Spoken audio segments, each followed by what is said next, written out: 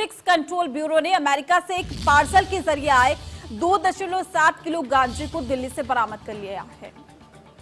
तो यूपी में बड़े ड्रग्स रैकेट का खुलासा किया है। एनसीबी ने इस मामले में गांजा मंगाने वाले एक युवक को गिरफ्तार किया है।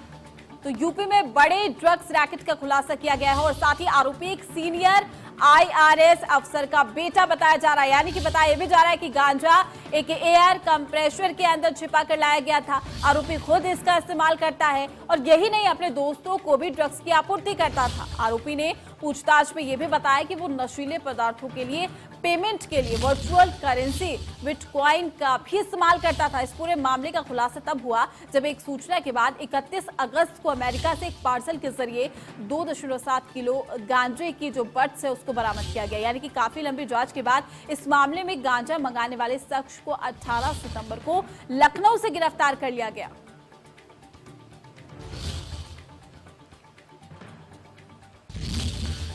तो वहीं तमाम जानकारी के साथ हमारे संवाददाता खुरम निजामी हमारे साथ लखनऊ से लाइव जुड़ रही है। खुरम, पहले तो इस पूरे मामले पर आपसे जानकारी चाहेंगे।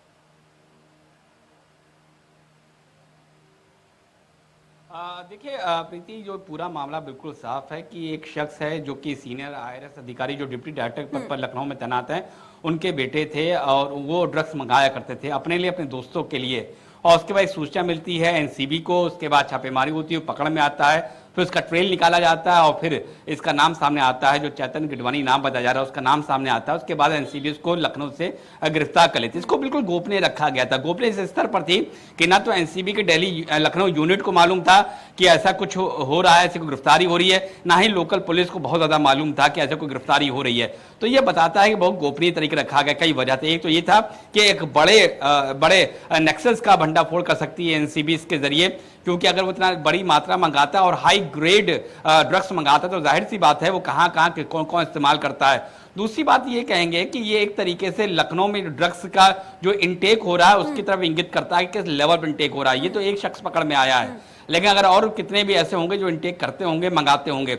लेकिन दूसरी खास बात यह है कि जो वर्चुअल करेंसी का इस्तेमाल होता था, यानी कि बिटकॉइन का इस्तेमाल होता था, ये बताता कि किस तरीके से जो इलीगल जो अंडरवर्ल्ड है वो अब किस तरीके से वर्चुअल करेंसी का इस्तेमाल करने लगा है। अब आप हवाला रैकेट और पैसे का लेना देना ये सब खत्म हो चुका है। अब बिटकॉइन की बारी आ चुकी है। अब बिटकॉइन का दौर चल रहा है। और ये तीसरी बड़ी घटना है, ये होती है कि एक तो बिटकॉइन को अभी भी आरबीआई इस बात पर मंथन कर रही है कि उसको लीगलाइज किया जाए कि ना किया जाए। कुछ हद तक किया है, लेकिन अभी भी काफी शक के दायरे में। दूसरी बात है कि सबको मालूम है बिटकॉइन में किस तरीके से ट्रेडिंग होती है, किस तरीके से बेटिंग होती है। लेकिन जिस तरीके से ये जो पूरा पकड़ा गया है मामला ड्रग्स का और एनसीबी ने पकड़ा है, तो जब पूछताछ होगी तो मालूम चलेगा वो कौन कौन लोग थे जो इसके संपर्क में थे और वो उनमें से कौन कौन लोग हैं जो उससे ड्रग्स लेते थे। क्या वो सिर्फ अपने दोस्तों के लिए मंगाता था या फिर जो ड्रग्स के जो आदि था, क्या इसकी वो ट्रेडिंग भी करता था, यानी कि क्या वो एक यहाँ पर पेडलर के तौर पे काम कर रहा था। ये सब तमाम बातें हैं, लेकिन क्योंकि हाई प्रोफाइल मामला है इसलिए पुलिस बहुत खामोशी से, एनसीबी बहुत खामोशी से काम कर रही है। आगे क्या उनकी कार्रवाई होती है तो वक्त ही बताएगा। लेकिन ये जरूर कहा जा सकता है कि इस पूरे मामले ने एक सिरा दे दिया है एनसीबी को कि किस तरीके से लखनऊ जो कि उत्तर प्रदेश की राजधानी है उसमें किस तरीके से हाई क्वालिटी ड्रग्स का इस्तेमाल हो रहा है और किस तरीके से मंगाया जा रहा है और पेमेंट किस तरीके से की जा रही है। तो एक बड़ा ब्रेक थ्रू जरूर है, लेकिन अभी जांच का इंतजार रहेगा क्योंकि उसके बाद मालूम चलेगा कि इसका जो तार था क्या सिर्फ उस शख्स पर ही केंद्रित था जो ये ड्रग्स मंगाया करता था, या सिर्फ अपने दोस्तों के लिए और अपने लिए मंगाता था, या फिर वो एक पेडलर भी था। ये तो वक्त ही बताएगा। प्रीति, बिल्कुल, और एक बड़े अफसर का बेटा है और साथ ही जैसे कि आप जानकारी दे रहे हैं कि ये नेटवर्क काफी लंबा हो सकता है। ऐसे में कहीं ना कहीं अब जांच बिल्कुल सतर्कता के साथ करनी होगी। अगर हम देखें लखनऊ में बैठकर अगर वो इतनी दूर से सप्लाई कर रहा है या फिर अपने दोस्तों के लिए ड्रग्स मंगा रहा है, तो आप अंदाजा लगाइए कि कितने और लोग उससे जुड़े हुए होंगे।